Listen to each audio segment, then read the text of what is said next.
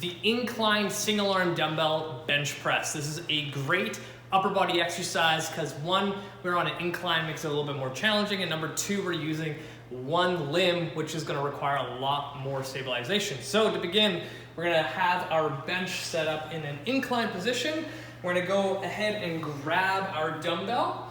From here in the seated position, what I like to do is bring the dumbbell with me towards my chest. And from here, place my arm in the pressing position, other hand up top for my target. And from here, nice and slow, I'm gonna press towards the hand, and then back down, back up, and back down.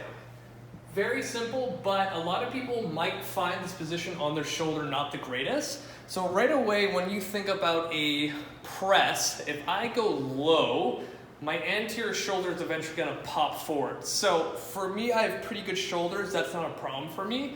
But let's just say I'm an average person who's rounded here, and I start coming down into this position. My shoulder's going to pop forward a lot faster. So maybe what might be a better situation for me is not going as low as possible, but finding a point where my shoulder kind of stays neutral and doesn't pop forward.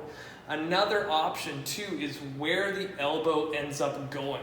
If I let my elbow go out wide this way, that might bother my shoulder, but maybe if I press on an angle here, it might feel a little bit better. So that's where kind of this whole concept of training around your anatomy works brilliantly well in these situations. So you have to kind of play detective with your shoulder and your body in general to see what feels right and what feels a little bit terrible, maybe even painful, and staying away from that and finding kind of the least path of resistance in order to progress in the gym. And if you follow all of that advice, that is the single arm dumbbell incline press.